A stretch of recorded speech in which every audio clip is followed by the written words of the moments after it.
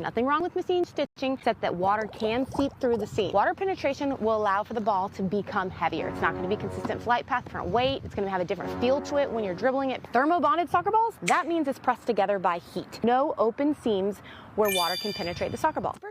Soccer Innovations, a North Texas family-owned company, helps soccer lovers take their training to the next level with specialized equipment and gear. And on social media, they share the joys and sometimes the frustration when it comes to the soccer world. Joining us on the post right now, I've got brother and sister duo, Jeremy Elder and Christine Ellis. Thanks for being here, guys.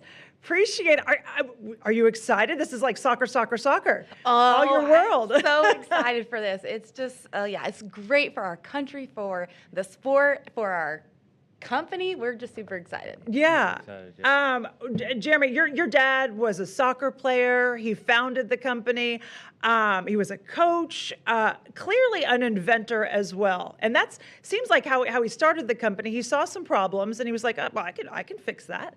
That's exactly how it happened. It was either a human being standing in a wall to take the hits, or a giant, you had to carry these giant metal mannequins out.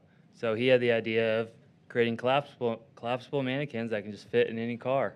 And that's how it all started. And you guys have taken problems in the soccer training world and you've made portable goals, you've got mobile goals, you've got training items. I saw a ball launcher that was like crazy that people were using. You've changed soccer balls and made them, something that people want that really will last. Christine, it's great to see you on social media as well. It's not just about the products, it's about the love for the game too, right? You are good. You are really good. 1,000%. And I think that's one of the things that separates us is we're not a huge corporation. We're a family that literally, we love the game. Sometimes we make products not just because it's going to make the most money, but because we believe in it as coaches, as players. We see the small details, and if it can impact the sport or the game, we're in. Why we just not? Love it. Okay, Jeremy, to have the World Cup coming to literally your backyard, when you found out that we were going to be hosting all these matches, what went through your mind as a soccer business owner? Super exciting. It's kind of I'd like to say it's a once in a lifetime opportunity. For us, I'm fortunate enough to have been old enough to go to the '94 World Cup when it was here. Oh. But I was 7, 8 years old. I wasn't able to soak it all in. I didn't understand the gravity of how big this tournament is, and now I'm gonna get to experience it. And when I would say my prime at 38 years old, right. I'll soak it all in, and I'm really excited. The buzz around the town is really fun to experience and to see. We're all here on Fox 4. I mean, this would have never been an experience we could have had if the World Cup wasn't coming here to Dallas and to the United States. And we are a soccer. Whether you have a kid in soccer or not, or whether we always say, oh, it's a football town, or it's a soccer town. We have the Soccer Hall of Fame here. Yes. Most little kids will play soccer at some point in their life if you grow up in North Texas, I feel like, 'cause even if they're little tiny and, they'll just all run around the ball and chase the ball together.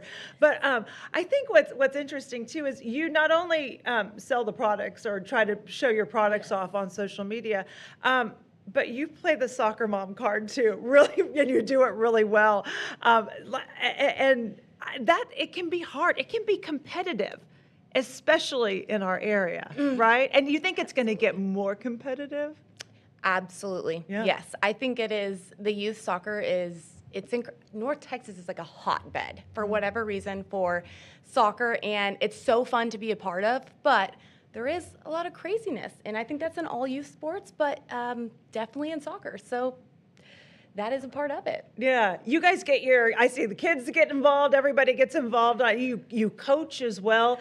What do you think this means? And you're talking about when you were a kid. I remember back when, and that's what a lot of these kids are going to take this moment and remember when it was here in North Texas. I'm so excited, especially for both of my sons, because I just feel like it's going to, and their teams, any youth soccer player in America, being in this seeing this for their own eyes, being a part of this environment is going to just transcend the game and their love of the game. And I'm so excited. I can tell you're a soccer coach. Can you tell she's a soccer coach? I tell you.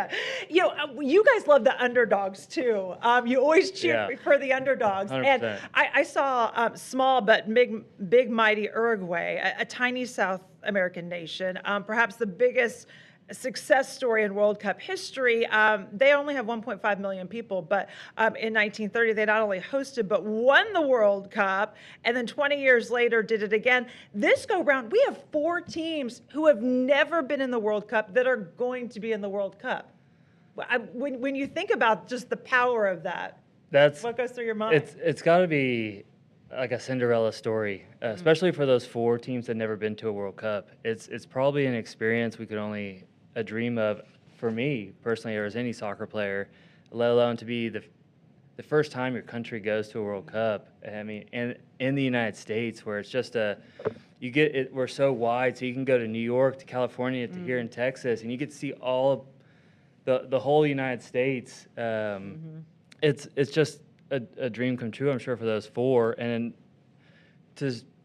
it's incredible how a country of 1.5 million people can compete at such a high level. That just shows how dedicated that country is to the game of soccer. Probably from the second they can walk, they're probably dribbling soccer balls. Whereas here in America, we're we got our hands in a lot of sports. Is that why soccer, you think, is just around the world beloved? Because all it takes really is just a soccer ball? I think it's built in their culture of their country's dynamics, of their family dynamics. And I think you can create it within your own home, which is something I'm really passionate about. You can create that culture that other countries have by just they just have soccer balls everywhere. It's on the street. It's a history. It's a family generational It's a thing, passion. you think. It's a passion. I'm curious. I was listening to soccer star Abby Wambach the other day, and she said that parents should not go to kids' practices. Yes. Athletic practices. You're touching a soft spot there. No. Well, I thought to myself, and now every time I'm at a practice, any sports practice with my kids, I'm like, oh, Abby Wambach says I shouldn't be here. Like, what is behind that? What do you? I think deep rooted behind that is because there are parents out there that get too involved too much, and they don't let their kid enjoy their journey in the game, and they like to stick their hands in it, and they involve themselves, and they make it too pressure filled, and it takes away the fun. And a sport is meant to be fun. It's competitive and fun. And so I think that is what it's about. I think it's specifically for those parents that are barking at the sidelines and making their kids are constantly turning and look at the parents because they're more worried about the parents than what is going on in the actual practice field. So I understand that. Okay, so it sounds like we're going to have, these games here. It also sounds like we're going to have, like, some of the teams may have, like, their home club areas where they can practice. What do you guys do as a company? Do you go in and say, here's some soccer balls, here's this? What do you do? Well, I will say, remember, when was the last time there was I don't know if we can even say the country, but there was some countries that came in for some kind of preliminary friendlies, and they needed equipment to train for, and it was at like a secret location, and so we dropped off some of our equipment to have them train with it. Wow. And so I'm hoping that some other countries might want to do that, and maybe we get some, Yeah, typically we'll go out and bring out a bunch of product, and then in exchange, we're able to go out and take some photos and meet the team and things like that. So it's actually a great experience, and I've got to be a part of many of those, and I've got to meet many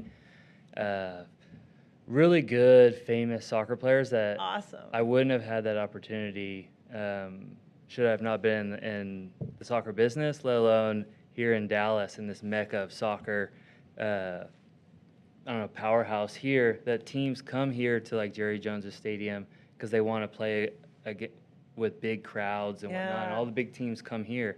So we're just lucky and fortunate to be here in Dallas and just to be part of soccer when it's such a great growing sport here in our country. We're excited about it. I know you're excited about it. You guys are going to take us along on whatever comes your way, right? Yes. Okay. 100%. Social media, you know, I got my little. You got stick it. in You here. got it. My last question I'm going to give to Yes. you. What do you hope for the future of soccer? I hope that we can win a World Cup one day. That's what I hope. And I hope that it's the most popular sport in America one day. I second that. Dream big. Go team. Jeremy, Christine, Soccer Innovations. Tell people where they can find you. Where's SoccerInnovations.com. Okay. Or we also have social media, Instagram. It's, again, just Soccer Innovations. And, yeah. Look us up. You'll enjoy the content. Yeah, love it, love it. Soccer Innovations, thank you so much. Appreciate you guys. Thank you, Lauren. Appreciate it. All right, go World Cup. Hopefully we'll have some announcements on some teams and where they're playing soon.